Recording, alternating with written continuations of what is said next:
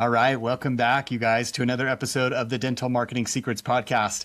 I have Brooke Oliphant with me today. I'm very excited about this conversation because this is a topic that can be a real game changer for a lot of practices, and you don't really have to change much else in terms of marketing. So we're going to talk about what that is in a second, but I wanted to introduce Brooke real quick before we jumped into this, just to give you some reasons why to pay attention to her, because she knows what she's talking about. She's got a lot of experience. Brooke is the founder of Rise Up Coaching and one of the orthodontic industry's most outspoken voices on modernizing the new patient experience. She works with orthodontists across the country to elevate treatment coordinators, increase case acceptance, and turn consultations into confident buying decisions instead of polite maybes. Known for her bold perspective that average is crowded and excellence is a choice, Brooke blends sales psychology, hospitality strategy, and real-world business insight to help practices create unforgettable patient experiences that drive real growth. She's a speaker, author, and the creator of the Question-Focused Consultation, which is a framework helping orthodontic teams rethink how conversations lead to confident decisions. So, I love that part too, Brooke. I mean, I just think by doing the question focus, you're allowing the patient to come to that decision on their own, which is awesome. But we won't have to get into that right now. But I just wanted to say, first off, welcome to the show. So excited to have you. Thank you. Thank you for having me, Mark. I'm happy to be here. Yeah. Well, and we talked beforehand about what we discussed today. And I thought there's no one, as I was kind of looking for someone to speak to this, I came across you and your website and your experience.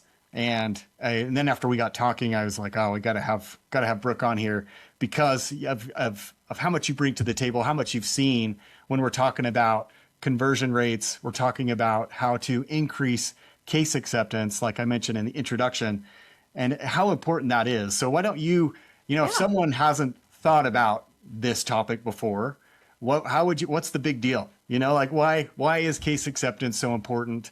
What's the big deal around conversion rates? Sure. Well, I think it was interesting when I was first introduced to orthodontics as a business model to see that the industry average ranges somewhere 50 to 60% case acceptance.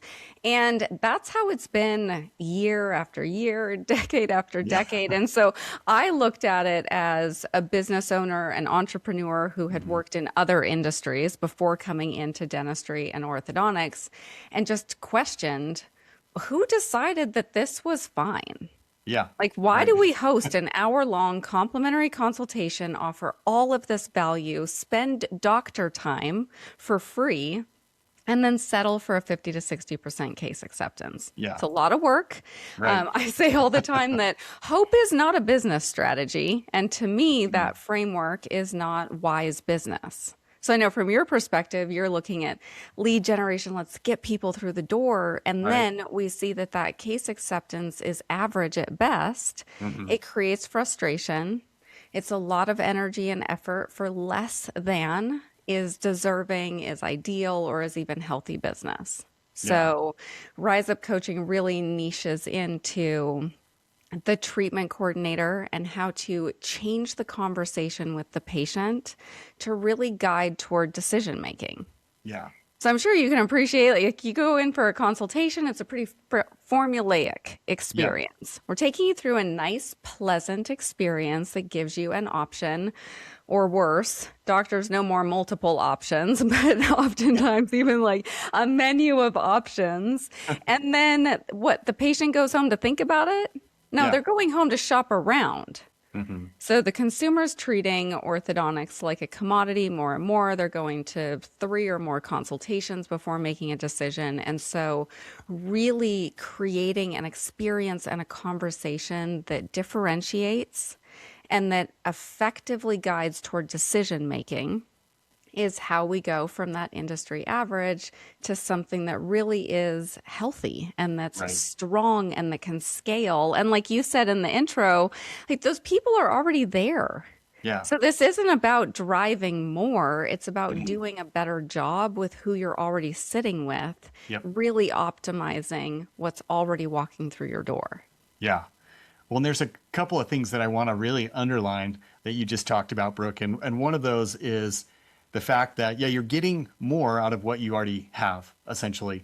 And that is one of the biggest leverage points you can have in marketing, that, from my opinion, is just your ability to improve your conversion rate, your case acceptance rate. You're already getting people to come, through referrals or through other efforts to visit your site or pick up the phone and call and schedule a consult. And now, can you just convert more of them into patients? That's huge, right? That you don't have to change anything else. And you're already going to sometimes, maybe even double what you're doing right now, which is amazing, especially if you're kind of at the 50% range, which, like you mentioned, is average. If you bump up to even, like I was just running some numbers before this, and maybe I'll share those in the notes, but, I was looking at, okay, if you did average number of new patient consults in a year, we'll say like 800, your average patient value, just for sake of math, is 7,000, we'll say. I know that's conservative for a lot of places. And your conversion rate is 50%. Your production off of those, meaning your 400, patients essentially, is 2.8 million. But if you if you improve that conversion rate just by 10%, then that same amount of patients, you're converting 10% more of those, that jumps up to 560,000 additional in production just from that. And you're not doing anything really different, No. Agree completely. When I'm talking with practices, we look at the numbers. Yeah. Is this an opportunity for another 300,000 in the first 90 days of working together? Is this $1 million we're leaving on the table? Like, what is the opportunity here? It is often a bigger number than people realize. Yeah.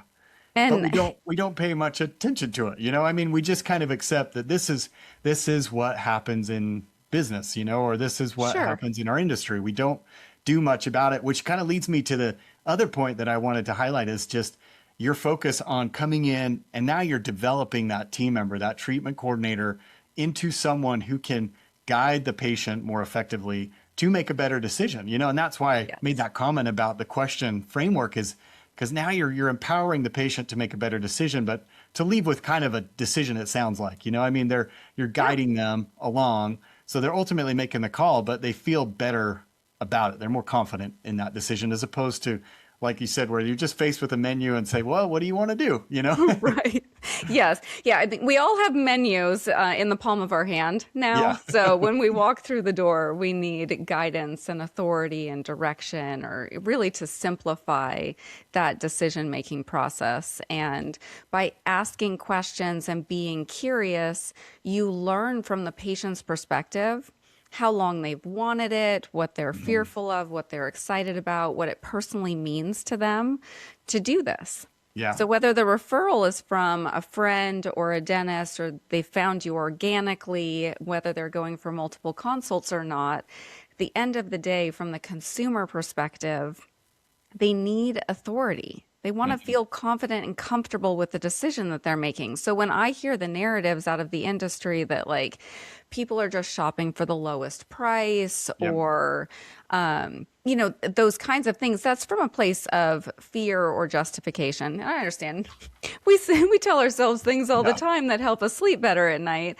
But when we really dig into those conversations, that 10 or 15% increase really is, it's legacy money. Yeah. It's the difference between an average business and a really strong business. It changes opportunity. It changes the impact that you have in the lives of others. And so it's not to be thought of lightly or discounted, but I think the safe side of it is that if you can accept it, then maybe it's not robbing you of peace in the same way. Yeah. Yeah. Totally. Well, and I love, what you said about the legacy part. If you were to just kind of spread that, that we gave that example of improving conversion rate by 10%, you're over $500,000 in additional production just for that single year. And you stretch that out over 5-10 years, you're at easily $2.5-5 million, additional just from the same thing. Right. So if you're going to invest in something, this seems like a smart way to invest. And then your other point too, just on the experience from a patient perspective, and now they're coming in, and even a team perspective, really, where from a team, you're seeing, instead of seeing 800 consults and half of them walking out the door, not to do anything with you, have anything to do with you ever again. You're seeing more of those patients. They're seeing a higher conversion. It probably feels better as a team. I'm guessing the treatment coordinator is feeling a lot better about him or herself talents are being developed. They feel like they're contributing more. I mean, it's got to be a huge win all the way around. Yes, no, completely, because confidence sells more than the facts. So when a team member really feels empowered and valued in their position, but also that they're good, that's contagious, right? Totally is. So if I'm talking to treatment coordinators and they're discouraged, they're missing goals, they're questioning whether they're in the right seat. Am I actually good enough at this? Right. Maybe they're trained into a framework that's very scripted, it feels limiting, or their authority or autonomy inside of their position is limited. So they've got to go ask permission of others before doing things. That's not empowering. Yeah. And so a lot of what I'm doing with treatment coordinators is working on boosting that confidence and boosting leadership and understanding the impact that they have in the lives of the patients and in the health of the business. And when all of that comes together in a really great way, then the treatment coordinator feels unstoppable. Yeah. The practice is excelling, their impact is where it belongs, and with more creativity and confidence, the sky becomes the limit. Yeah. But orthodontics is such an interesting industry because it's like this very small bubble. And people live in that bubble for long enough. And then maybe you go to conferences and you hear what other people are doing inside of their bubbles. But I think, shifts and moves and pivots that happen inside of practices are often really tiny compared to the extent of opportunity. Right. So the consumer's changed. And practices are continuing to do things as they've been doing them, and there's more and more tension. So I'm meeting practices that are plateaued or going backward, and they feel like they're working harder. Yeah. They're still setting bigger goals because they want to grow every year. So now team members are chasing something that's even less attainable than it was. Right. All of that becomes very discouraging. Yeah. And the shifts, like you keep saying, like it's simply a shift in conversation. It's a shift in patient experience and in confidence and in leadership, and really aligning what you're doing inside of the practice with who the consumer is so that you can all win together. Yeah. Well, let me ask you this, Brooke, because as you're explaining it, it's like so obvious the benefits that come, but for some reason there's just not, I don't feel like there's a lot of attention on this, I mean, why isn't there why aren't more practices focused on this? I mean, I think maybe they get it, maybe they understand it, or maybe they don't. What are your thoughts on that? Why aren't more paying attention to this? Sure. I mean, it's so multi-layered. That's kind of a tricky thing to just straight answer, right? But I think there's still a side of the industry where there's this resistance to the idea of sales. Yeah. So sometimes I'm talking with, doctors and point. even treatment coordinators where they're like, well, I don't want to be salesy and we're just here to help people. Now, if you're doing the question-focused consultation correctly, then you're truly guiding people to a place of decision. And there's so many micro yeses by the time they walk through your door that as long as you're showing up effectively on behalf of the consumer, then they get to that either yes today, yes soon, now I understand it and I need to save up for it, or no thank you. But either way, it should be a decision. So if they're leaving confused or in some place of limbo, the consultation wasn't actually effective. Yeah. It didn't work for the business and it also didn't work for the patient. So everyone is losing. But I think that there's still a side of maybe resistance to the idea of being too salesy. Yeah, I would agree with that. And then sometimes I'm hearing from doctors like, well, is my TC even the right person for this position? Should I invest training into this individual? What if I invest training into this person and then they walk away? What am I left with? So when I partner with a practice, and I consider it a partnership, it's not pre-recorded things and pick and choose what works for you, but it's truly custom. Um, what we create, the framework around the TC specific training is still a framework that scales. We Yeah. can add additional treatment coordinators to it. We can replace a treatment coordinator into it. So you're still gaining a methodology and strategies and a complete new patient journey that the practice retains. But I Yeah. think that sometimes there's a misconception from the ownership level that if you're training an employee, you lose it if they leave. Yeah. Yeah. I can see that. I could see that. But what you're saying is that the framework is kind of doing a lot of the heavy lifting. I mean, Yes. that stays in place, remains in place, so that if someone were to choose to move on, you still have that framework. You can kind of teach them how to utilize that, Yeah. so that the same experience is delivered day in and day out. Exactly. Exactly. So it wouldn't be unlike, a practice that's been around for 20 years that currently has a framework in place for the new patient experience, or like Yeah. the intake call sheet that they're using to Yeah. schedule the new patient. You hire someone new, you're like, follow I this. love this. Yeah. Right. Right. Whether that's effective or not, and I would challenge that it probably isn't. We should take a look at it. Yeah. But instead, we're looking at that new patient journey as a framework. I call it moments of impact. If you think of it more like building blocks instead of puzzle pieces, puzzle pieces are right and wrong. And so if you hire a treatment coordinator into a model that's puzzle pieces, you're saying kind of like, personality aside, just Yeah. put yourself in this box.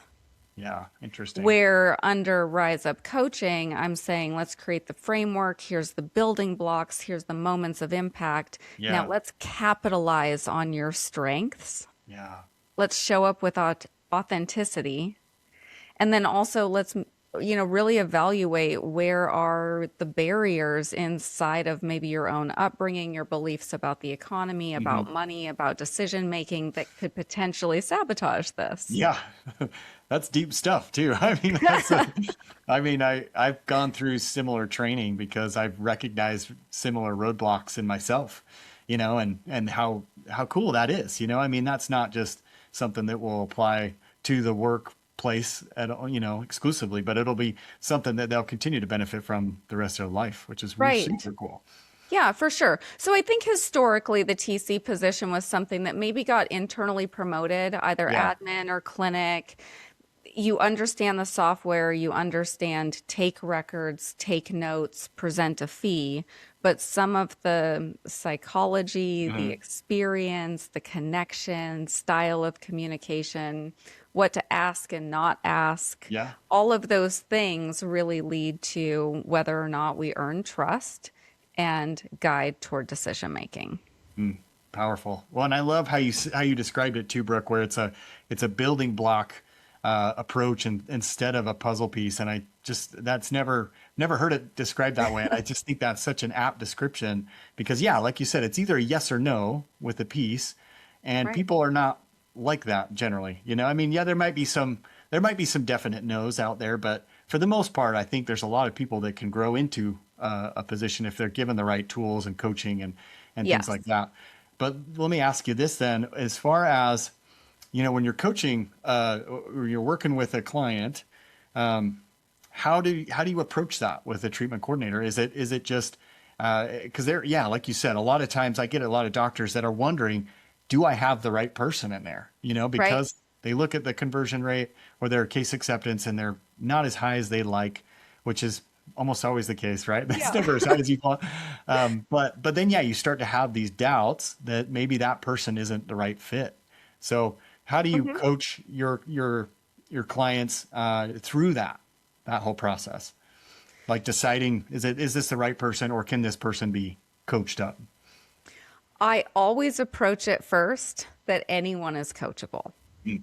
So when I join a team, I recognize from moment one that I was hired by the boss to train a treatment coordinator, which means I'm happening to them. Maybe they were included in that decision, maybe they weren't. So step one is relatability. I've been in their chair. And I was trained under a model that even with my own background as an entrepreneur and my own natural skill sets, I was still producing average results. So I have seen, even Yeah. in myself, that the model that is still the most common throughout the industry very naturally leads to average. Yeah. Doesn't even surprise me that that's and so I've been there, done that, right? And then the flip side is that I've had that opportunity to take a practice from 2.4 million to over 4 million That's awesome. Yeah, that's um, awesome. with the same patient flow, Yeah, right? that's Just by incredible. changing the conversation and increasing case acceptance. So, and now I've seen it in practice after practice. And a common question that doctors will ask is like, well, what's the right personality of a Yeah, TC? yeah, Or what sure. questions do you ask in an interview to know if they're the right person for the What's the job? secret? There's no secret. You can be fantastic as a treatment coordinator in all different personalities, in all different backgrounds, but the training that's necessary is different. If a TC is coming from a strong clinical background, they spend too much time talking clinically in the consultation, and their Yeah, that makes conversion sense. rate is a reflection of that. Yeah. So we have to unlearn and relearn and understand what the shopper actually needs. And as much as, we want to say, like, we don't want to sell people, Yeah. first of all, they want this. They walk Yeah. through your door. Okay? You didn't like you pull them off the street. Right. Also, they need your guidance and authority, but they don't necessarily know how to shop the industry. So Yeah. how we show up in that conversation really does matter. The other side of it is that they have to say yes before they become a patient.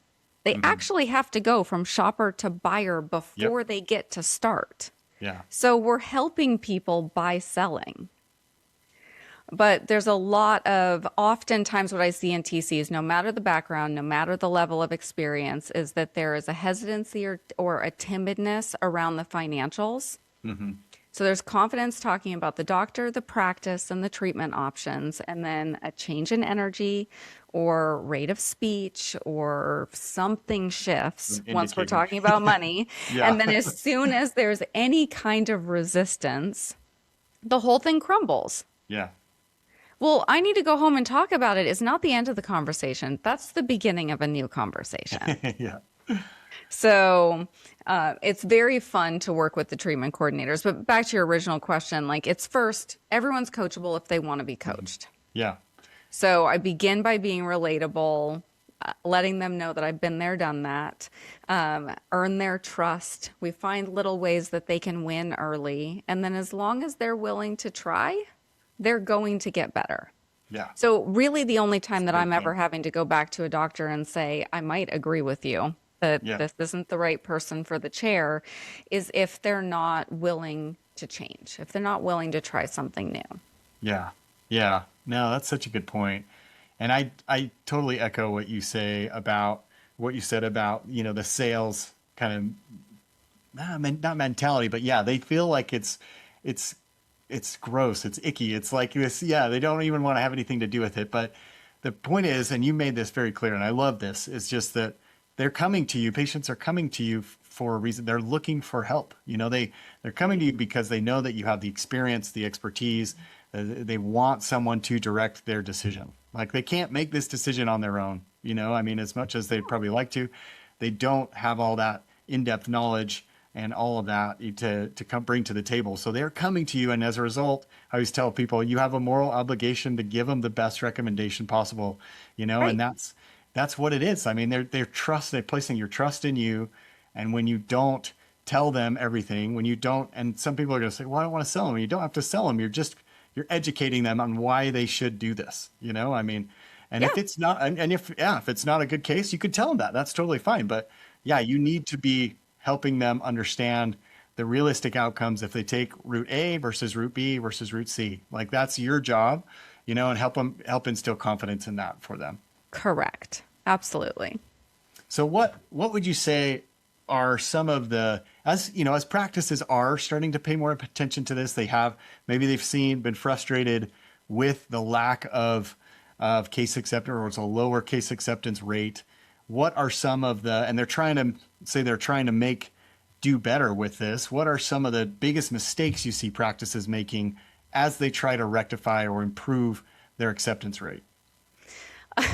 I think it's a continuation of trying to piecemeal or figure it out on their own, or they're Yeah. going to set a Yeah. new goal for the TC, or it's like you got to kind of prove yourself maybe worthy of the opportunity for Hmm. training. Where I talk to practices and I'm like, okay, tell me how your TC was trained. Tell Yeah. me what your goals are. I'm not surprised your treatment coordinator isn't meeting your goals. They Yeah. weren't trained to succeed, Right. right? Yeah. They gave Um, them one sheet and now that's yes, yes. So some of it is just whether it's micromanagement, it's leadership, or it's that question mark of do I have the right person? I'll hear Mhm. sometimes like, I'm going to give them a little bit more time and see how I feel. Maybe I'll just replace the employee before doing this. Again, the more that we're delaying, it's another month that turns into 6 months, that turns into a year Yeah. of under production. Yeah. So I mean, my own personality, I'm like, dive into the deep end and figure out how to swim once you're there. Like, let's Yeah. go. So, but those practices that do take that leap, that are faster to act, they're rewarded with the Hmm. result faster, or clarity. Right. If you're in that limbo space of is this the right way to go or not, we don't learn the outcome or the potential or start to experience the rewards of growth by continuing to think about it or Yeah. plan. We have to act. Yeah. Yeah. Inaction is the worst step you can take. Right, right. Yes.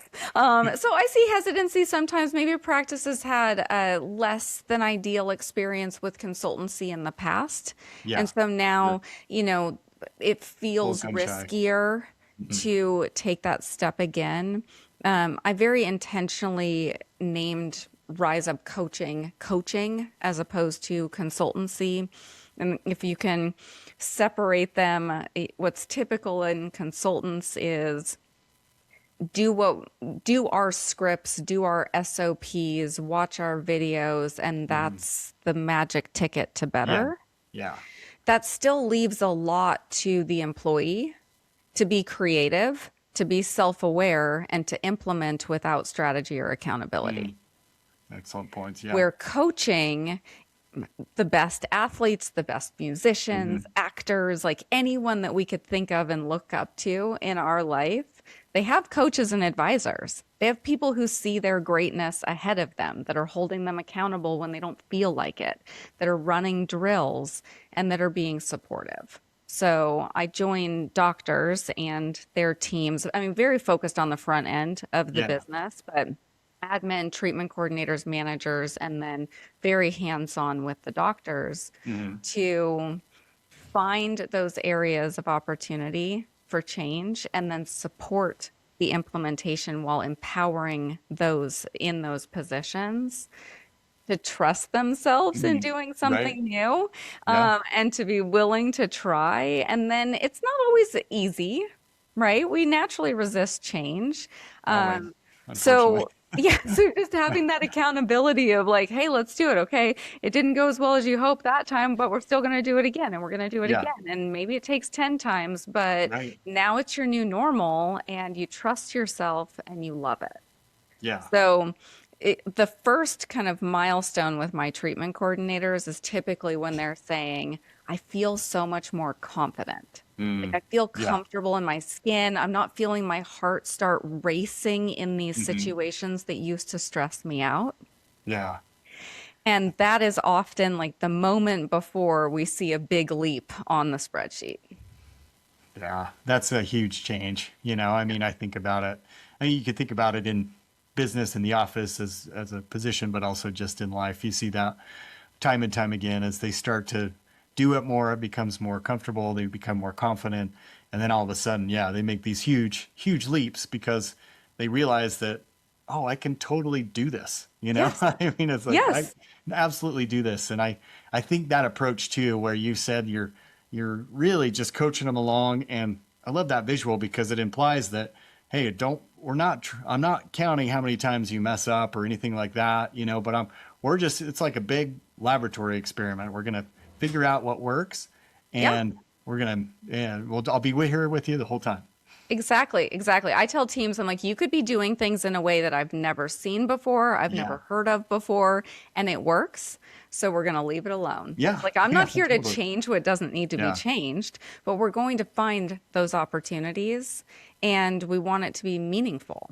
Like, let's work more efficiently, let's work smarter.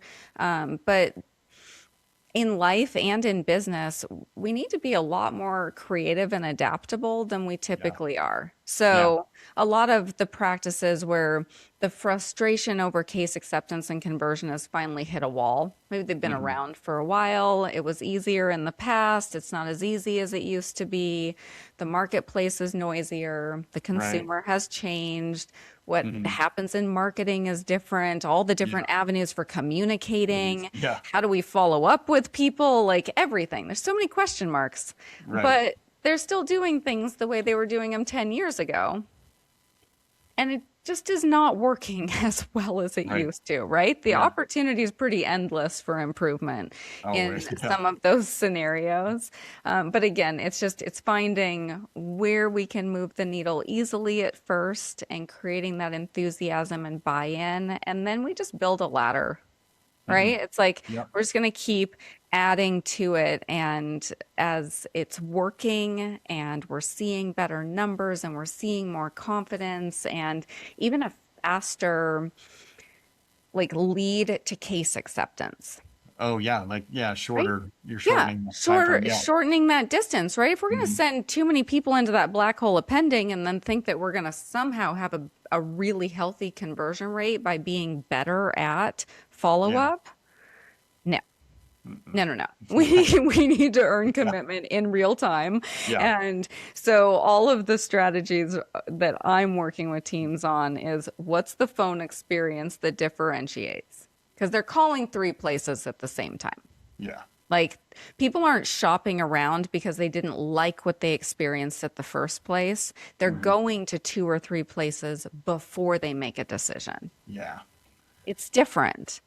And so what happens over the phone, what happens between the phone call and when they walk through the door, and what happens in person all ultimately shapes whether you've powerfully differentiated and you're going to win or they're going somewhere else. And price point is so much less a factor than what people want to assume. Yeah.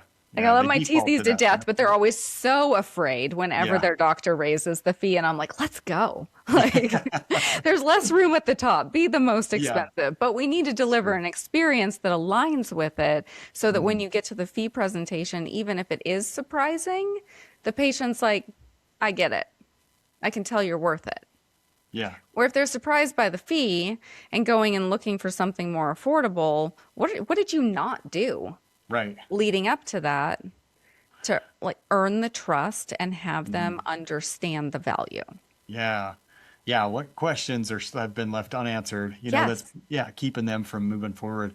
And I think your approach is so powerful, and it's very strategic. It's almost scientific in a way where you're looking at not just what happens after the appointment, where you bring them in, you sit them down, you go through the treatment plan, their options, but you're looking at really how do I differentiate ourselves from the very phone call, which is far beyond what most practices even consider. I mean, especially if you're a treatment coordinator, I think a lot of them would say, well, that's not my responsibility, on the phones, or it's not my responsibility to follow up or set that stage of expectations or anything like that.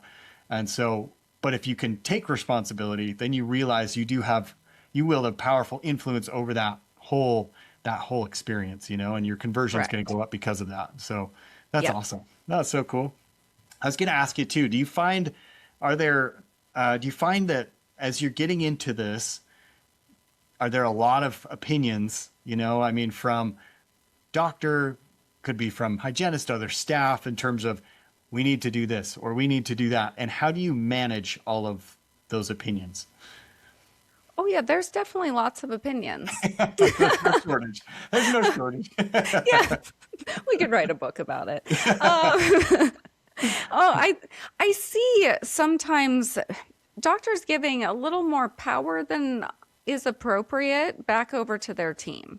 Okay. So I'll hear like, I'm not sure they're going to be willing or interested. And I'm like, okay, but it's your name on the door and Yeah. you're the one stressed about underproducing, Yeah. Right. right? So Right. let's find an angle to get the team on board. So Mm-hmm. sometimes there is team resistance Mm-hmm. to doing things differently because it's comfortable to keep doing it how it is. So I understand that, and I can acknowledge that with the team while also saying like, Yeah. feelings aside, let's Yeah. go. Yeah. So there's that side of it, and I think sometimes internally there may be, hey, we're adopting this new tech or this new style of treatment in the clinic, and we're also bringing on a new practice management software, and so is this the right time to also Adjust. do other training Yeah. or revamp Yeah. the new patient experience? And I'll even hear like, well, we need more new patients, so we should probably focus on, fixing our marketing and our lead gen before we work on training the TC or making changes inside the Yeah. consultation. But there's two different ways to look at that. Like Yeah. you could have 3 treatment coordinators and see 200 consultations a month at a Right. 45% conversion rate, or you could have an 85% conversion rate, see half as many patients, have fewer employees. So we're either going Yeah. to optimize and be strategic and be smart, or you could be in the volume business. Yeah. Yeah. That's cool. There's a lot to consider For for sure. sure. Yeah. But I totally agree with you. I think most would, if they had the choice, would keep it less complex. They'd see fewer patients, but they would treat more of them. I mean, they'd have a higher case acceptance. So ultimately their production is higher without doing all the work, right? I mean, you'd rather not be churning through all these people just to Yes, get to whatever your mark is for the year, 1,000 new patients or whatever it is. Um, correct. you'd rather just focus on, being good at those that come through and being the right fit for them and helping them get through all the way. So that's awesome. What would you say? I know we're kind of wrapping up. Sure. Just some advice for those they're starting to realize the impact that case acceptance can have on all aspects of their practice. What are one or two things that you would suggest or recommend that a practice owner might be doing right now to get started with this? I would encourage them to think about the treatment coordinator position as if they're the true right hand to business success. Okay. So TCs are often, they're either micromanaged on the financial side or they're just a little bit more clerical. They're almost like a glorified records tech who's going to Okay. take some clinical notes and then present a fee. But Yeah. if you think about that position as a very smart business position, Mhm. then you're going to start empowering that person to communicate differently, to Yeah. be more creative, or maybe to train them more. I meet treatment coordinators who've been in the industry for 10 years and they still don't even guess treatment plans. Yeah. They're like, Yeah. that's the doctor's job. I was like, oh, you're selling yourself short and you're less Yeah. than ideal for the patient. Yeah. TCs really need to be setting a foundation for treatment options and the doctor's style of treatment and the opportunity for getting started here and now before they meet the doctor. Sold before they meet the doctor, Yeah. sold before money is discussed. Right. And most of the time, treatment coordinators don't even view their position through that lens. And so the whole process is just sold short. Yeah. So I would encourage doctors to think about like, how could they change how they're having conversations with the treatment coordinator, encouraging them to learn things from the patient, to start asking questions. I say, funny, just ditch the script.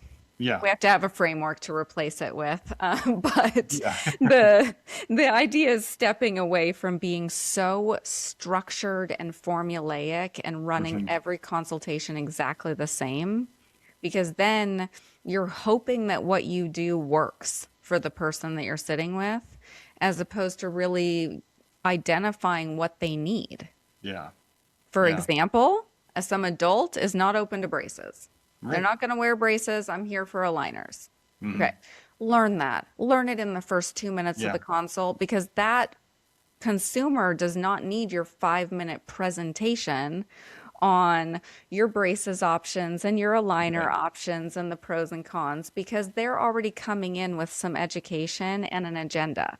We Hmm. need to learn where people are coming from and what they want or don't want, and then Yeah. shape the consultation around it. And then the treatment coordinator needs to effectively guide the doctor.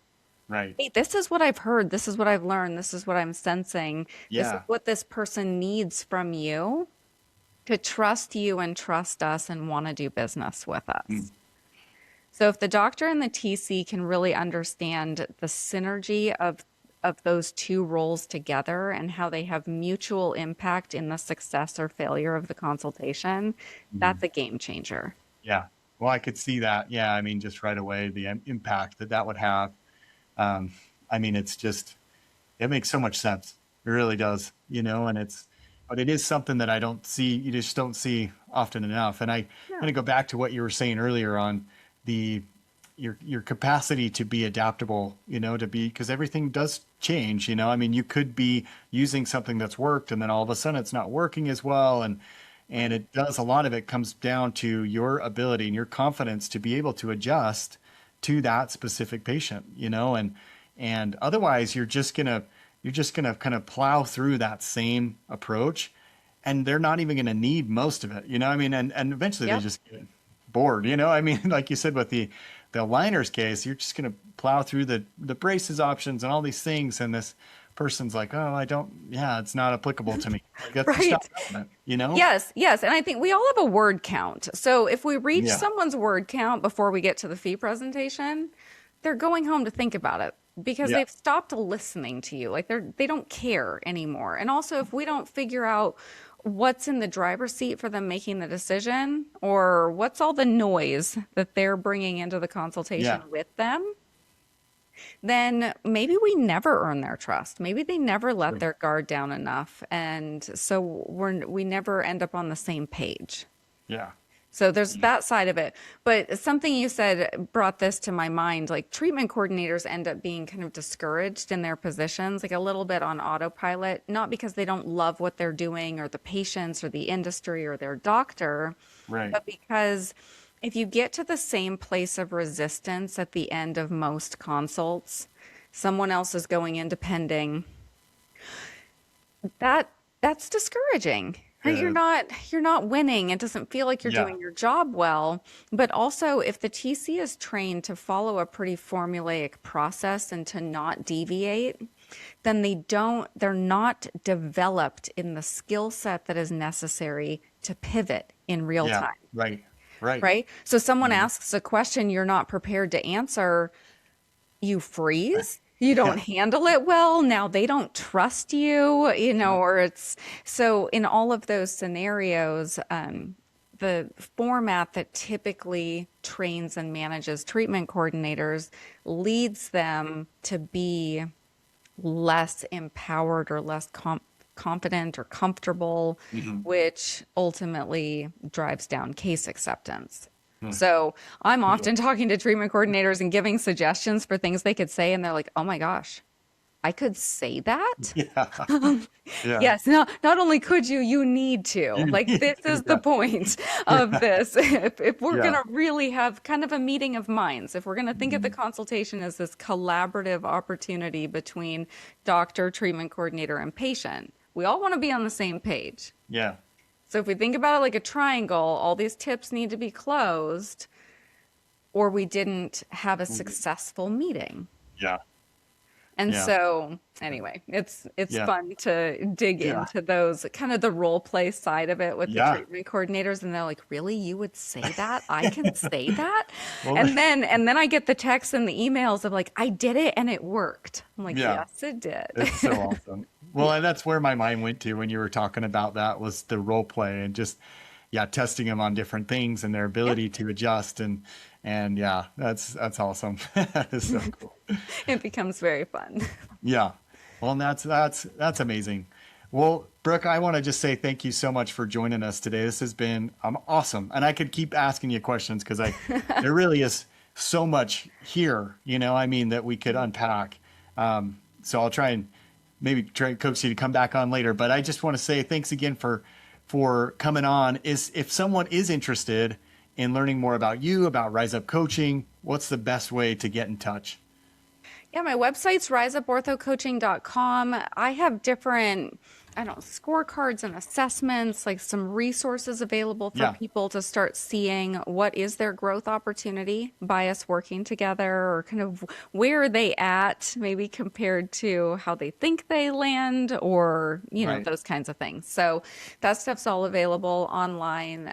I've got lots of videos between YouTube and social media, Instagram or Facebook, that people Cool. can watch. But Yeah. yeah, reach out, send me Awesome. an email, DM, Okay. however, and the alignment call with me is complimentary. So anyone who wants to have a conversation, let's dig into the numbers, identify if there's a Yes. good opportunity for us to work together. Yes. Awesome. Love Well, I'll to. put that, yeah, I'll link that up in the show notes Sweet. for today's episode. And yeah, I would highly recommend that you take Brooke up on that offer. It's worth a conversation just to see, just to see what's out there and what's possible.